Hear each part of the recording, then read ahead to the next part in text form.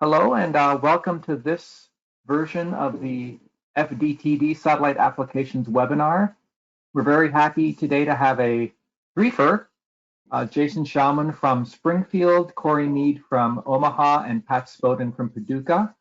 And on the National Weather Service Central Region, Remote Mesoanalysis Proof of Concept. This was a case that occurred in the Springfield forecast area on March 17th of this year, a tornado event in that forecast area. Next slide, please.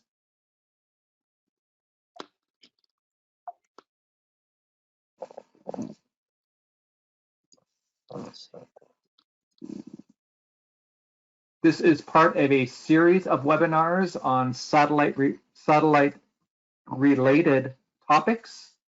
My name is Scott Lindstrom. I'm at SIMS. Dan Bykos is at CIRA. We're always looking for speakers. If you want to speak on a topic that's related to satellites and how they might have helped in the forecast process, please let us know. Or if you get an email from us asking to give a presentation on something that we know about, say yes. Next slide, please. Just some protocol. There'll be about 20-25 minutes for the speaker. You can send questions via GoToChat, or you can ask questions at the end by the phone. Don't press hold. Mute when you're not speaking, and take it away. Thanks. Okay, good morning, good afternoon, everyone. This is Pat Spoden, Science Operations Officer from Paducah, Kentucky.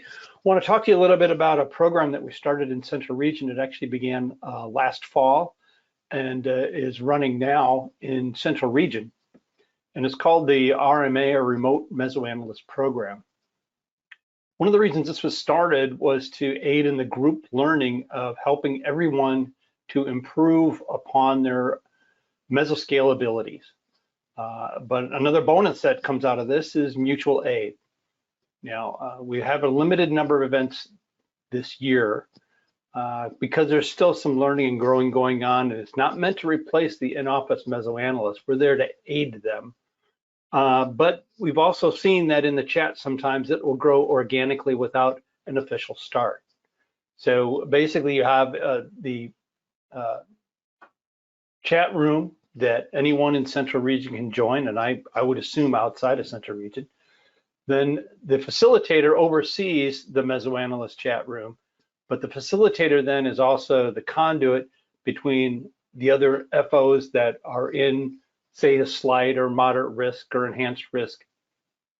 And so the FOs are really only connected to the facilitator. The facilitator is the one connected to the chat rooms because there's so much information flying through the chat rooms that if you're a forecaster, you know, trying to do this where you're under the gun, there might be too much information. So let's go to the next slide and we'll break it down a little bit more. So again, the open chat, we're looking for it obviously to be professional. We try to focus on the next 1 to 3 hours and try to stay out of the eye candy, although, you know, you have to have some of that radar data as part of the mesoanalyst. But we're trying not to get, you know, stuck on something. This is opened by, it's officially opened by the Central Region ROC. They will put it into their chat room. We try to set it up the day before. That doesn't always happen. And for people that are in the open chat room, there is no overtime or comp time authorized, but we have brought in people like the one on forecast folks, and I'm sure others can get in there as well. The facilitator's job, again, is a conduit. Right now, we only have 15 people that are approved facilitators. We are looking to add to that. There's requirements that we're putting together now, and so definitely by next year, there'll be hopefully a lot more. The facilitator can earn overtime and comp time to work the event with the MIC approval. Again, you're striving to keep the chat focused, and then you have to determine as a facilitator what's important to bring to the FOs. The FOs normally is a mesoanalyst, but could be an IDSS person. And then they will pass that information right to the warning or IDSS meteorologist. Of course, they can always ask questions. Feedback so far has been great. The RMA can be requested by the office who is in need, seeing, you know, hey, tomorrow we're in a slight risk, we want to have one. The facilitators can open it, or Central Region can open it or when. And again, we had a demo last November. We've had at least 3 official events this year. We have been unfortunately unable to fulfill a couple of requests because we're limited with the number of facilitators. So now let's take a look at an event. So go ahead, Corey. Thanks, Pat. Hey, I'd like to thank you as well as Bruce Smith and Randy Graham of Central Region SSD for making this concept a reality. It's really cool, and so far it appears to have bared fruit, that's for sure. So as Pat was saying, we had an initial test of the concept last November. So leading into this spring, we're hoping for more opportunities to test and refine the process. The severe weather setup on March 17th was actually the first event of this year where we could test it and see how well things worked. All right, as Pat mentioned, this is being tested within the central region of the National Weather Service, and so that area is highlighted in the yellow on the left map, and the Springfield, Missouri county warning area sits really within the southern domain of central region there, and southwest Missouri, you can see that they also serve a very small part of southeast Kansas. I'm going to use the 12Z run of the HREF on the 17th to give a synoptic overview of what was going on that day. So you can see that there was a 500 millibar low centered over the Texas Panhandle, and it was forecast to shift east into central Oklahoma by mid to late afternoon, with an associated mid-level jet streak initially along the I-35 corridor there in Texas and Oklahoma. That was forecast to shift east into the Arklatex and Ozark Plateau region. So really for the area that we were interested in, what that meant was strengthening deep layer shear and also increasing forcing for large scale ascent.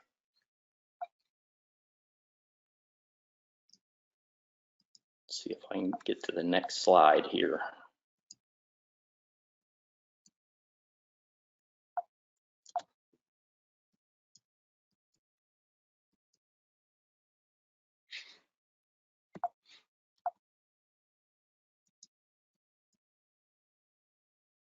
Anybody experience using a Mac on getting the slide forward? Okay, I got it. I saw the icons down lower left. Sorry about that. We'll walk down to 850 millibars here. And really what I want to highlight is the position of the low-level jet axis that morning. You can see it extended from East Texas up through the Arklatex into Arkansas and Southwest Missouri.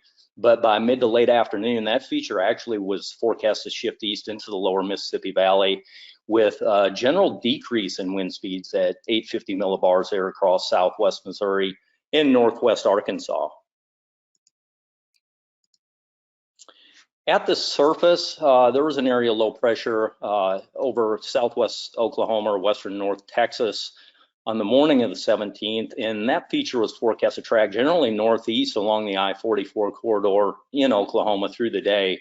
An associated warm front initially, really it looks like across northern Arkansas and northeast Oklahoma, was also forecast to lift north, generally to the vicinity of I-44 in Missouri by afternoon. Meanwhile, a dry line situated over central Texas during the morning was expected to mix east into extreme western Arkansas and far eastern Texas.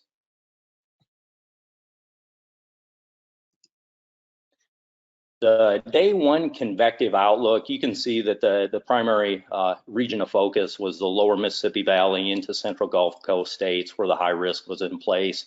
However, you will note an enhanced risk that extended northwest across parts of northwest Arkansas and southern Missouri, is delineated by the 10% tornado probability, and then there was a 30% hail probability. And so that really kind of highlighted the area from the vicinity of where the surface low was forecast east-southeast along the warm front.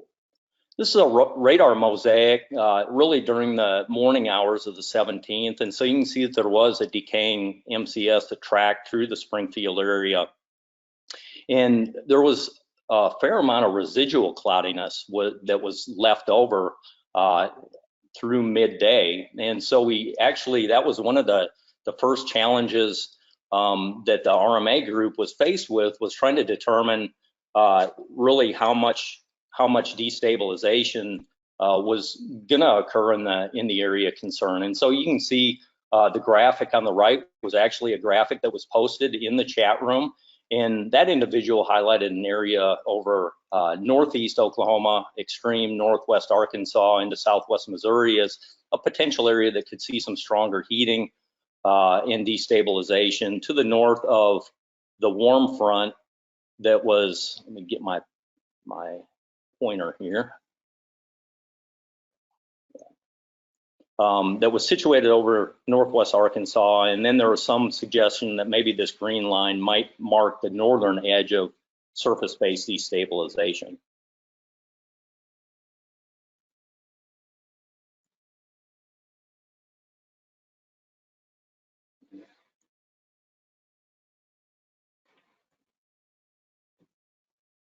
All right, here's day cloud phase RGB that highlights the, actually, I think I might have, I skipped a slide. I apologize for that. There's quite a bit going on here, but this is a surface analysis at 18Z 1 p.m. And really, how the discussion went within the RMA chat room was we were starting to see where the atmosphere was trying to initiate storms, and that was largely on the warm front. You can see there in northeast Oklahoma.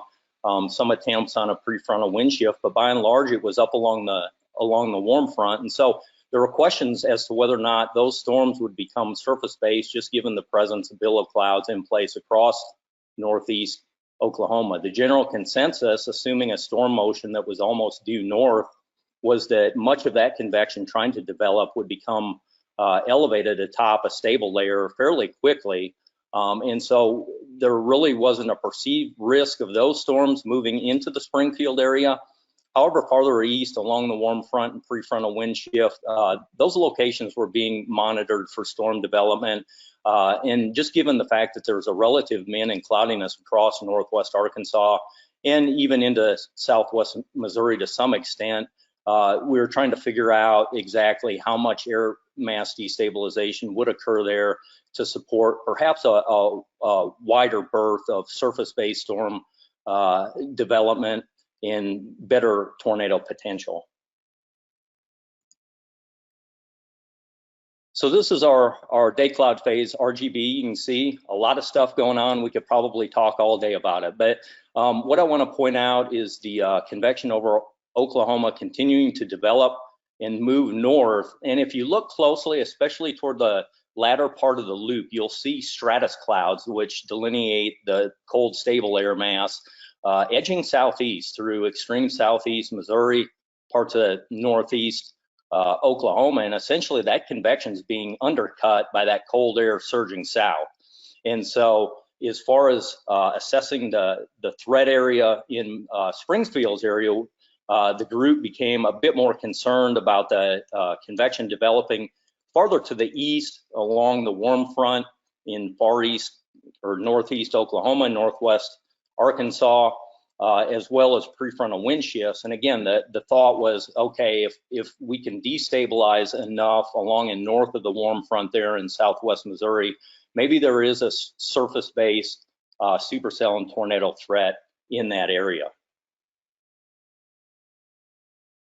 So by 4 p.m., the surface low had shifted east toward the Missouri and Arkansas borders. The warm front was lifting north to near the Arkansas-Missouri state line, and all of that convection that developed across Oklahoma had become elevated really atop the cold air mass surging southeast. Even those storms in far southwest Missouri that Springfield office was having to deal with, they were at the time becoming undercut as well. And so the focus was really the highlighted area there, again, assuming more of a northerly or north-northeast storm motion. If storms could mature along the dry line or prefrontal wind shift, mature to some extent over northwest Arkansas, and then cross the warm front as mature storms, then there might be some tornado threat.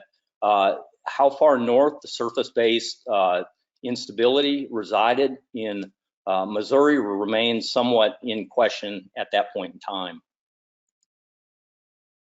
So we were fortunate that the Springfield office threw up 2 soundings that day, one at 18Z, one at 21Z. And so what I did was use the Rogers, Arkansas ASOS observations, temperature and dew point, which is location in extreme northwest Arkansas near where the warm front is, to get an idea what that air mass was. So you can see at 18Z, very little instability, but by 21Z, the combination of dynamic cooling aloft associated with the approaching mid-level wave, coupled with moistening and heating within the boundary layer, yielded MLK values of around 1,000 joules per kilogram.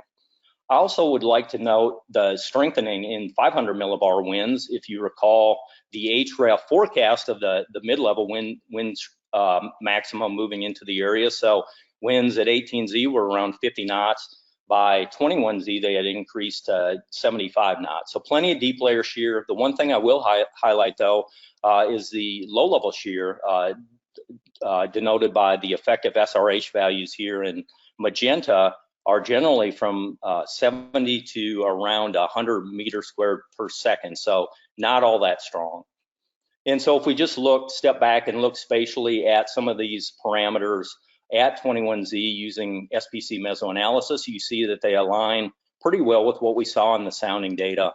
So we see an environment over northwest Arkansas, southwest Missouri that's favorable for supercells, moderate instability, little to no capping, strong deep layer shear. But again, if we look at the middle panel, the effective SRH, the highest values are really across eastern Arkansas into western Mississippi, and that's coincident with where the low-level jet was located. And so back into the Springfield area, we actually see a relative min in effective SRH in that location. And so the astute RMA folks started talking about this. They saw that weakness in the low-level shear, and so they started thinking about other potential mechanisms that might aid in the stretching and amplification of near-surface vorticity. And so they pointed out the chart that shows low-level CAPE and surface vorticity, and they overlapped real well from the vicinity of the surface low east along the warm front. And so what that, essentially what the discussion led to was, hey, watch that warm front, because if we can get storms to mature, cross that boundary where there's rich vorticity and larger amounts of low-level CAPE, maybe there's potential for a spin up. So the RMA chat room got a little bit more active, and by that I mean talking directly with representatives. Actually, it was talking with Jason from the Springfield office, and so between 4:30 and 5 p.m. begin to speak toward the storm making its way to the warm front there in extreme northwest Arkansas, southwest Missouri, saying, hey, watch that storm. We know that there's low-level CAPE. We know that there's ambient vorticity along that boundary. That might be a good opportunity for the storm to spin up a quick tornado as it crosses the boundary. The discussion actually continued between 5 and 6 p.m. The storm, labeled with the X, went from Benton County into Berry County, Missouri, crossed the warm front, attained supercell type characteristics. So then the question became, okay, how far north can it make it? The RMA group posted the graphic on the left, which highlighted billow clouds present, probably pretty close to where Springfield is. And so the idea was, hey, if this storm's got a strong rotating updraft, it can probably make it into that area of billows, which are suggestive of potentially stronger low-level shear before weakening. A little bit later, there was another graphic that was sent to Jason at Springfield highlighting the additional convection developing along the prefrontal wind shift south of the surface low and just saying, hey, look out for those storms. If they follow the track of the first one, if they can mature south of the warm front over northwest Arkansas, they may pose additional tornado risks as they move north and interact with the warm front there on the state line. So really the main takeaways are this RMA opportunity was a success from the standpoint of very good ideas were shared within the RMA group chat room, and those ideas were actually communicated to the Springfield office in hopes of raising their situational awareness. And so really the first task was to determine the extent of any surface-based instability across the Springfield area. And then after that, the relative weakness in low-level shear was identified, and there was dialogue between the RMA group and WFO Springfield with regard to other potential mechanisms that could enhance that tornado potential. And so that dialogue in part led to WFO Springfield issuing a preemptive tornado warning on a storm crossing the warm front into southwest Missouri. And that's what Jason's going to talk about next. Okay, Dan, go ahead and switch presenters if you wouldn't mind.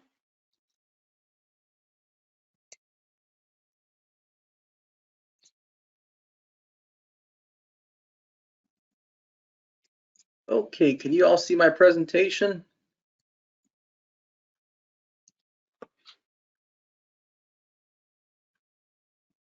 Yes. Yes. Outstanding. Corey, I really appreciate the first part, the mesoanalysis of this presentation, and it played a vital role in warning decisions that day. You and many of the other participants in the RMA that day really set us up for success. So as we start getting into the radar analysis portion of this case study, I briefly wanted to touch on radar settings. Now, main warning forecaster that day, Eric Wise, and I discussed this, that, you know, given storms crossing the Arkansas border here, this is that supercell structure that was just crossing the state line at this point. It's about 50 nautical miles from the KSGF RDA, which half-degree tilt puts it at about 4,300 feet ARL. And what Eric and I decided on, this ties back to some radar settings guidance that Corey Mead and some others put together, very helpful when it comes to determining scanning strategies. In this particular case, our biggest concern was supercell tornadoes. So kind of looking at this top bar, the tornado supercell QLCS category here, it all came down to how far from the RDA are you when it comes to selecting maybe a SAILS 2 or 3 versus a MERL 2, 3, or 4. And in this particular case, we are at about 50 nautical miles, which is kind of getting to that cyan color. So that puts you into the MERL, probably the MERL 2 category, which is what we initially chose, but we fully expected as cells continued to approach the KSGF RDA that we would eventually have to switch to maybe a MERL 3 or a 4. And what we're really looking for there is to get that vertical continuity of key supercell structures and perhaps even TDSs. So picking that storm back up at 2207 UTC, you know, one of the first features that really stood out to Eric and myself as this storm was crossing the state line, looking at the lower right panel here, the ZDR plot and the half-degree, is this ZDR arc type feature. And this graphic here I'm going to show comes from a reference guide that the Central Region Tornado Warning Improvement Project developed, John Stopkati, Aaron Johnson. And what this does is ties together some of the main supercell features of interest when it comes to predictive skill and potential tornado genesis. And you know, this particular case, what we're doing here is we're showing conceptual models such as Romine et al. 2008 or Cumgen 2011 for ZDR arcs, and then combining that with a radar example and what they really mean. So looking at the ZDR arc from Cumgen 2011, it's a higher area of ZDR right along the forward flank region that typically curls back into the rear flank region.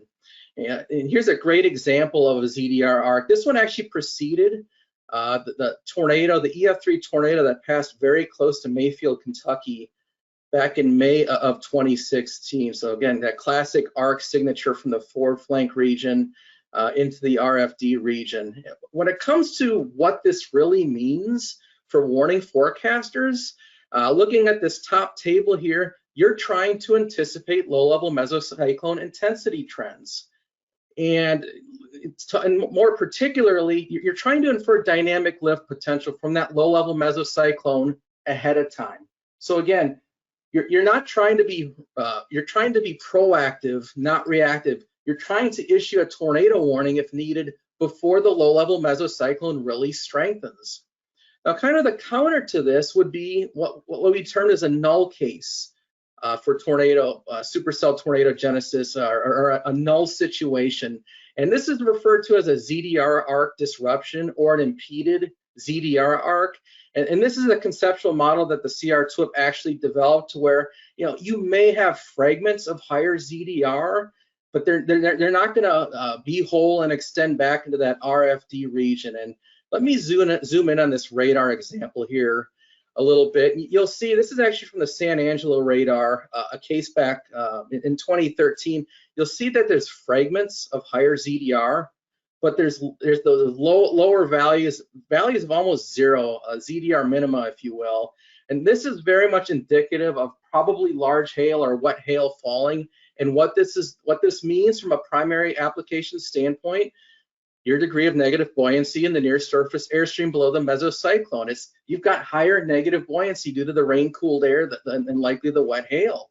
And what this means for anticipating tornado genesis, well, you got stronger negative buoyancy. That's going to typically inhibit tornado genesis. So Eric and I decided, after the great mesoanalysis passed along in the RMA room, that with that warm front there and the higher Avanza low-level cape, we were basically looking for an unimpeded ZDR arc to issue a tornado warning. Going back to the 2 out of 3 rule, you want a good mesoscale setup in the environment. That's one.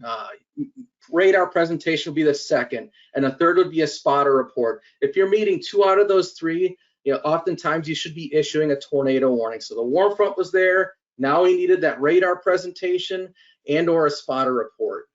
So continuing on with the case, moving ahead a scan here to 2210, the ZDR arc does indeed appear to persist. But what's interesting is these inbound velocities that start showing up. Now, these looked a little sketchy to us. They're in the inflow region, very little reflectivity there. So a quick assessment of spectrum width values, you see some very high values here. This was likely a vertical side lobe that was being detected by the KSGF radar. So we really didn't trust the velocities that were present here. Now moving to 2213, you will see that the ZDR arc does indeed persist. And the inbounds have actually dropped off here in the SRV plot. But nevertheless, Eric decided that with the ZDR arc persisting, he had seen enough. It's in the vicinity of the warm front now. This was go time for issuing a tornado warning, and this is the actual polygon that Eric drew up for this particular supercell. Continuing to move ahead, 2216 now, and I'm going to pretty quickly step through these next scans, but what I really want you to keep an eye on is the persistence of the ZDR arc, and then also the low-level mesocyclone. You'll notice that the ZDR arc will indeed persist for the next several minutes, while you don't see too much tightening or strengthening of the low-level mesocyclone. So 2219, and then 2222, 2225, again, kind of a broad low-level mesocyclone, but that ZDR arc, it's holding its own. It definitely persists. No impeded nature to it whatsoever. Same thing at 2227. Now finally at 2230, still got your unimpeded ZDR arc, but you finally get that more classic look of a strengthening low-level mesocyclone, some really good inbounds showing up in the outbounds. This might be the time when most people would pull the trigger on a tornado warning. They're seeing those better rotational velocities. The problem with this particular situation is you would have been too late. This is actually the start of an intermittent tornado path. So recognizing the presence of that ZDR arc and the persistence of it and anticipating that the low-level mesocyclone would indeed strengthen in the vicinity of a warm front led to that proactive tornado warning with some pretty good lead time. So now we're going to jump ahead towards the end of the initial tornado warning decision, and I do want to point out real quickly that we had switched by that time to MERL 3, given that we were 30 nautical miles from the KSGF RDA. So at 2308, we're trying to figure out, do we go downstream with this tornado warning? Now, the first thing we notice is the ZDR arc is still persisting. I have switched now, looking at the lower left panel versus the lower right, but CC is now present on the lower right panel, but ZDR arc persists. Low-level mesocyclone doesn't look as good as that scan I had just shown you, but nevertheless, you've got some good outbounds and some decent inbounds here. Moving ahead, one scan, the arc continues to persist, but now you see that low-level mesocyclone is indeed starting to tighten up again. So it's pretty much a no-brainer by this point. Yeah, we definitely need to continue downstream with that tornado warning, and Eric did indeed do that. And here's the new polygon he issued. It was probably a good thing because by 2315, that low-level mesocyclone had really tightened up. A very good gate-to-gate signature here now present. Moving ahead, one more scan. It did not take long. 2318, that we had our first TDS of the day, and I'll go ahead and zoom in on this. TDS is now present just to the southwest of LC. Everything's there to meet the criteria. Reflectivities are plenty high enough. Rotational velocity is almost 50 knots. CC values down to almost 0.4, and your ZDR values at or actually slightly below 0.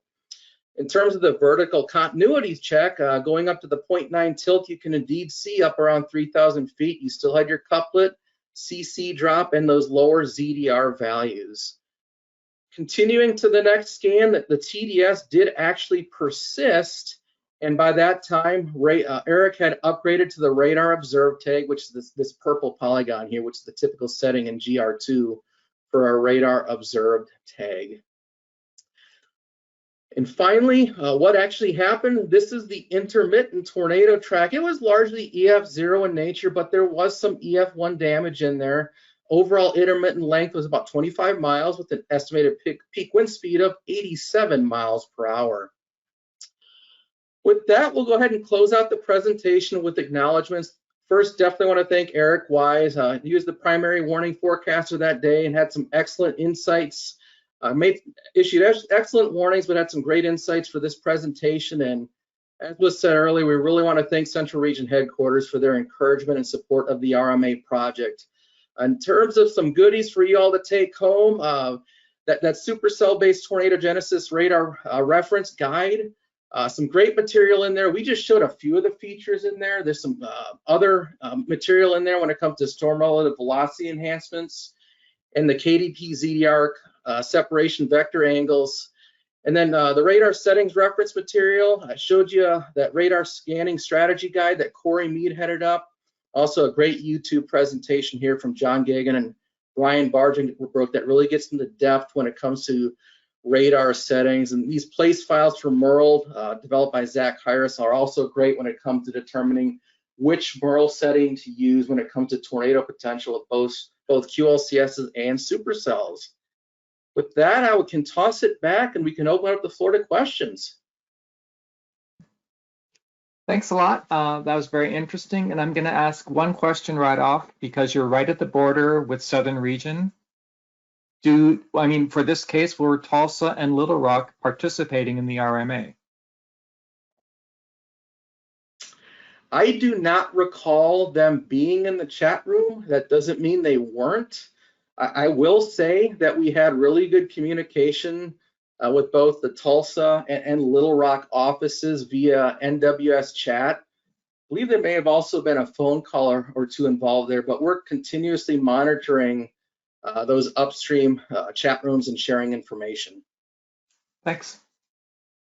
If anyone has any questions, you can either put them in the chat or raise your hand and we can unmute you.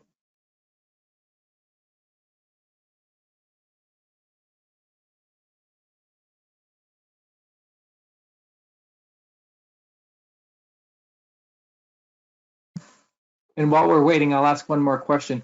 When you're in the warning, I mean, once the warning has been issued and things are mostly associated with that, is the RMA activity winding down, or is it looking farther upstream to, you know, to see what might be happening a little bit farther upstream? Or how do you know when the RMA activity should be ramping down, I guess is the question. Yeah, I can take a first stab at that, and Pat or Corey, you can certainly jump in here. In this particular case, the RMA activity really continued through the duration of this event. I continued to funnel information to our radar warning forecasters when it came to the mesoscale environment, and I occasionally would also interact with the RMA chat room, you know, largely to thank them for the information, but then I would provide brief chats in there, just briefing them on warning decisions. Now, again, this continued for the entire duration of the event until it finally started winding down, weakening. Now, there are a couple of other reasons that RMAs will tend to wind down besides the actual event winding down. You know, we may lose a facilitator, or we just do not have forecasters that may sign off for the day or the evening and just no longer be participating in the RMA chat room. Pat, do you have anything to add there? No, that's exactly right. And at the time when we did this, the facilitators were not allowed to gain comp time or overtime, and so the stopping time was pretty much 6 o'clock for most people, and so that's when things tended to wind down. But in the future, this is expected to expand, and we're definitely looking to expand, especially next year, to make this. I mean, I don't think we can go 24 hours at a time, but you know, if we have enough facilitators, enough people participating, we can go well into the evenings.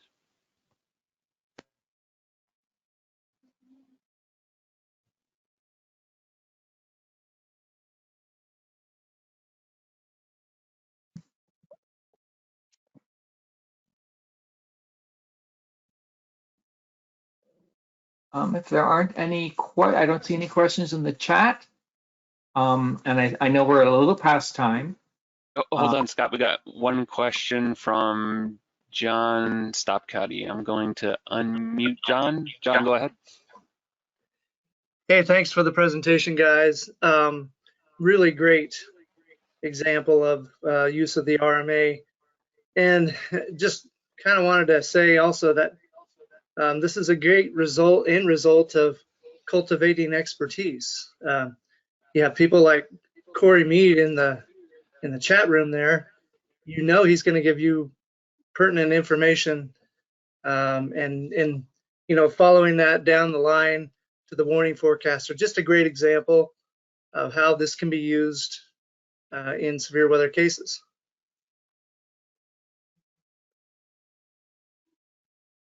John, that's a great point. And one thing I did not mention in the acknowledgments or throughout the body of the presentation is John and Aaron, myself and then Eric went through this case with a fine-tooth comb after the fact. And you know, John and Aaron, being experts in some of this advanced, these supercell techniques, provided some great insights also to Eric and I, and that was certainly a part of this presentation here.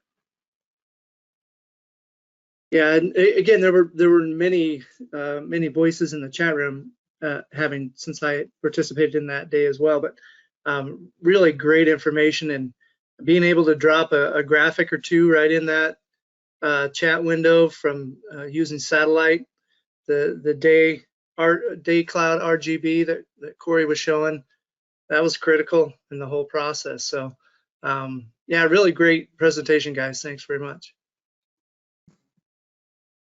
I also see a comment from Randy Bowers. I'll just read it. I love Pat's comment, not meant to replace the in-office mesoanalyst, as mesoanalysis should always be a primary focus, but I see this concept as important to share expertise widely for WFOs that may be dealing with an anomalous situation. They do Oh, got to scroll down. They do not have as much experience with. Thank you, Randy.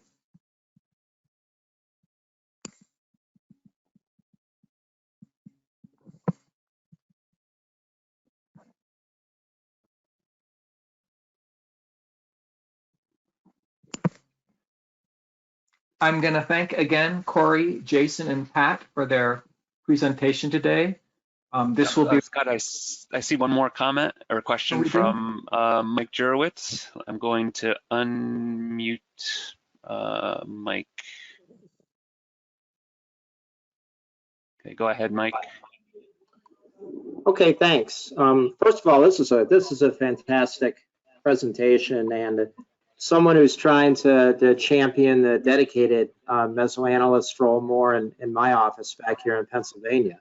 It's really good to see the whole RMA concept being built out over time.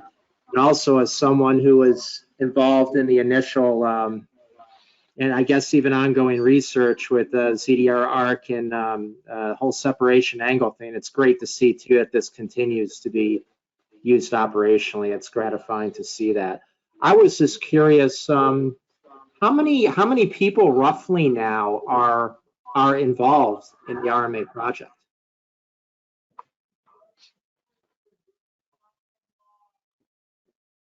Right now we have 15 facilitators, but Central Region, we're working on determining qualifications for facilitators. Not everyone could or should be one. But as for the chat, you know, that's the beauty of the chat is that anybody can join that. So once you get the link from the Central Region ROC, I don't know how easy it is to get in from other regions, but should be able to get in. And so we're looking to expand the facilitators, especially next year, and expand the use overall. Thank you very much. Appreciate the info. Thank you.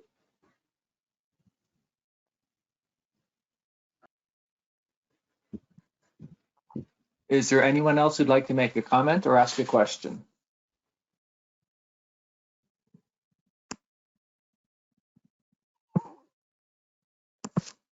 Okay, I've said this before, but otherwise I'm going to thank Corey, Jason, and Pat for a very nice presentation. This will be recorded, so if you want to share this with someone in your office who was on shift today or maybe asleep, you'll be able to do that. That recording should be ready later this afternoon. Thank you again, and have a great day.